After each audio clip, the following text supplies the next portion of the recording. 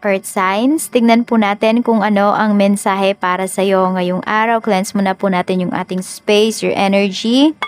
I'm sending you positive energy. This is for you, Earth signs. Okay, sa mga hindi pa po nakasubscribe dito sa ating channel, please subscribe na po kayo and palike na din po ng ating video. At sa mga nais pong mag-avail ng ating private readings, Lucky Stones and Amulet, and also bracelets, makikita nyo po yung link sa description box.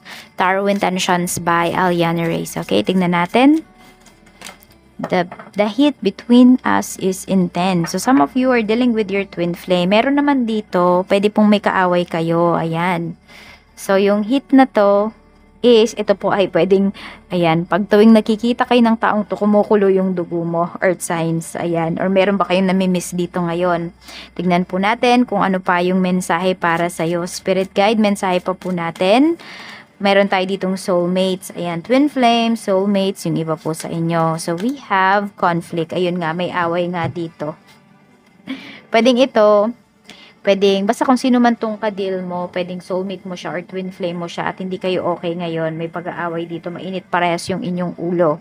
Or meron kayong discussion talaga na, ayun, di kayo nagkaintindihan. Pwedeng usapan lang siya na naging away, ganyan. So, baka nakausap kayo ng taong to or magkakausap kayo ng taong to ngayong araw na parehas mainit yung ulo ninyo. So, kung kaya mong magpakumbaba or kung kaya mong wag mo nang magsalita, gawin mo kasi para hindi kayo magtalo ng tao na to. Para hindi mas lumaki yung gulo. Tingnan po natin. Ano pa yung mensahe, spirit guide? Mensahe pa po natin. We have number 15. Meron tayo ditong number 16. Tapos 46. Okay. So may pag-travel na pinapakita dito. Ayan po. So parang pabalik-balik yung iba sa inyo. Ayan po. Siguro meron dito parang 3 to 6 months lang yung kontrata ninyo. So parang pabalik-balik kayo. And mas nakakaipon po yung iba. Ayan. Meron dito nagtatrabaho sa ship. Ganyan. Or basta parang araw-araw nagta-travel kayo ganyan. So, baka may ano dito, driver, ganyan po.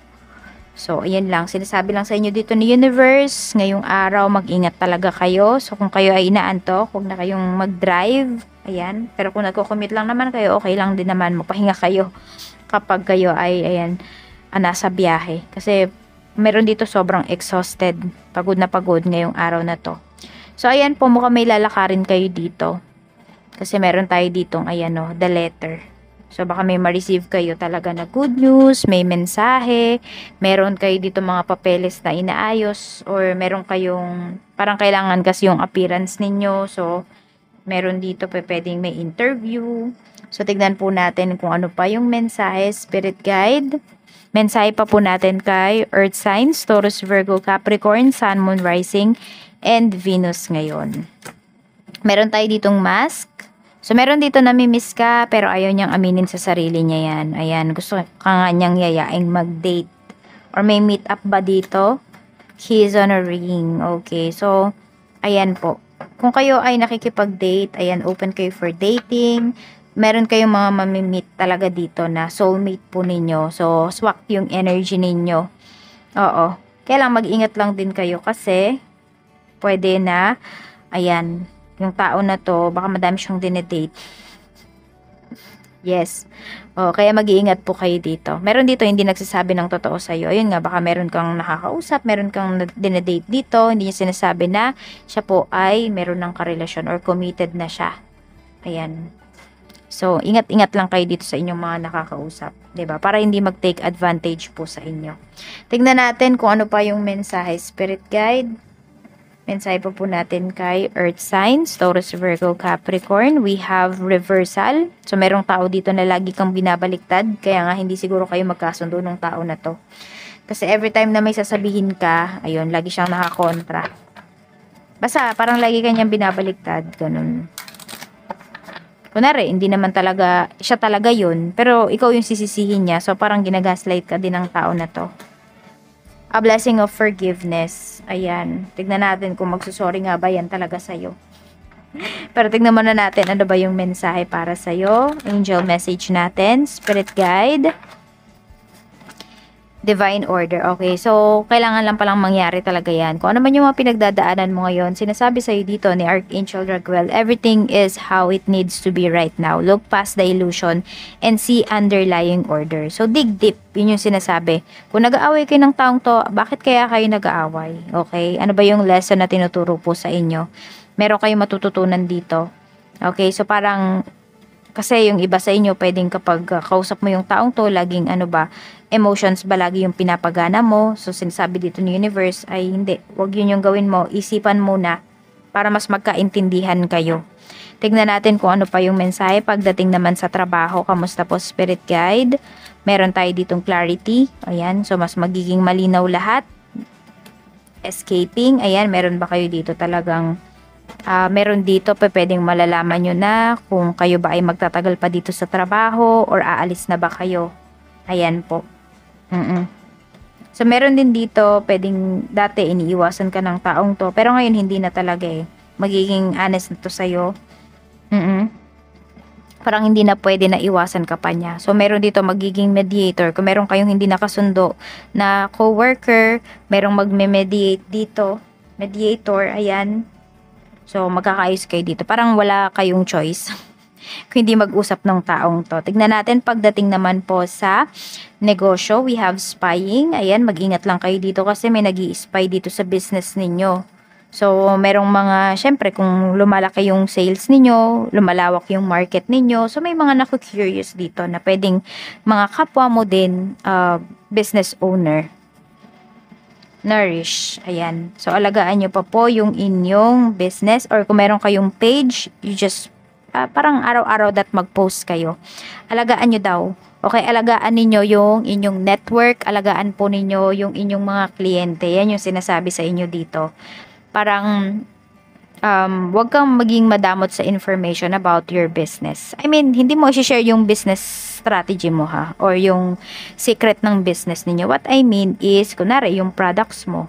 Huwag kang maging matipid. Ano ba yung products mo na yan? Ganito, ganyan. So, parang ipaliwanag mo talaga sa kanila. Lalo na pag may mga nagme-message sa'yo, ganyan, may mga potential client ka. So, i-entertain mo. That's what I mean. I-entertain mo sila. Tignan natin pagdating sa pera. We have longing. So, ayan, yung iba sa inyo ay talaga naman po na ayan, kasi 'di ba meron tayo ditong a blessing of forgiveness. Baka ayan po, meron dito ay magbayad na at humingi siya ng pasensya kasi na late yung bayad niya. Okay, so ayan, gustong-gusto niya talaga syempre. Sino bang may ayaw sa pera? Ayan nga po, oh. Pwedeng nami-miss nyo na yung dating sigla ng inyong kaperahan. Earth sign. So, ayan, oh, parang feeling ninyo di kayo makaahon sa may utang. Kayo ba yung may utang, Earth sign? So, parang you feel kasi na parang hindi natatapos yung bayarin mo. So, pag ganyan yung nafe-feel ninyo, hindi ko masasabi na mag-relax kayo. Ang gawin niyo, isip kayo ng paraan, isip kayo ng side hustles. Paano nyo ba mako-cover yung inyong mga gastusin, yung inyong mga expenses? Yun kasi nagiging problema ng karamihan sa inyo dito. Kasi kung aasa lang kayo dito sa isang source of income, di talaga kayo makakaahon. Lalo na kung ano lang, fix lang yung kinikita po ninyo. Di bali sana kung kunwari madami kayong sales, di ba tataas din talaga yung inyong salary. Kaso hindi fix siya. So, ayun, hanap kayo talaga ng other source of income. Yung kaya lang talaga ng time ninyo. Kasi, pag kunwari, pinilit nyo naman, tas di pala kaya ng oras ninyo, mas may stress kayo. Baka mag-penalty pa kayo dito. Tignan natin. Ayun, so baka may penalty nga yung iba sa inyo. Dito, napakalaki na ng penalty ninyo kasi late na kayo nakapagbayad. Tignan natin, pagdating naman sa sa love life, distance, ayan, may lumalayo ba sa'yo dito? O pwede nga na, may distansya talaga sa inyo ng person mo. Some of you, pwede kayo po ay LDR. Meron naman dito, pwedeng minsan lang kayo magkita. Tapos, ayun, kaya siguro nami-miss ka na niya. Tignan natin, meron naman ay pwedeng blinak kayo. Tignan natin, sa mga single, we have return, may magbabalik dito. Yung iniiwasan mo, earth signs, magbabalik yung tao na yan. Tingnan natin. Pero nasa sa inyo naman yan kung pagbibigyan nyo ba ng chance yung taong to, igagrab nyo ba yung opportunity pag bumalik siya, Or it's up to you pa rin talaga. Tingnan natin pagdating naman po. Pero yung iba sa inyo mukhang pagbibigyan nyo to. Baka nga hinihintay nyo talaga siya eh. Kasi nga pwedeng soulmate nyo siya or twin flame nyo siya. So iba talaga, intense talaga yung nararamdaman mo sa tao na to. Tignan natin pagdating naman po sa mga in a relationship. We have hope. Ayan, hoping, expecting, faith, manifesting. Ayan po, manifest ninyo na magkikita kayo ngayong araw, ngayong month, ngayong taon. Ayan po. So, very hopeful kayo dito sa relationship ninyo na magsasucceed talaga siya. Na pwedeng mas maging malalim pa yung inyong relasyon ngayong taon na ito. Sa mga mag-asawa po, we have cloudy judgment. Ayan, kaya may umiiwas na nga lang dito kasi nga po pwedeng usapan lang, 'di ba? Naging diskusyon, naging away na siya. So, very unbalanced yung mga nangyayari dito sa marriage po ninyo. Some of you, ayan, magkalayo talaga kayo. So, you feel na parang hindi lang distansya or physical distance yung malayo yung person mo, yung asawa mo, kundi pati emotional. Nafe-feel nyo po yan. Parang pag tinatanong nyo siya, wala siya lagi sa focus. Or pag kinakausap nyo siya, parang hindi siya interested sa mga sinasabi mo. Kaya yung iba sa inyo, ayan, parang iba na tuloy yung naiisip niyo. You feel na parang may something na may iba na yung person mo. So baka stress lang sa trabaho. Kaya ganyan. Kaya kailangan mag-usap pa rin kayo ng maayos. Ito po yung mga lucky numbers mo. We have 31, 46, 2, 16, 9, and 15. Maraming salamat po, Earth Signs. Mag-iingat kayo always and more blessings to come. Bye-bye!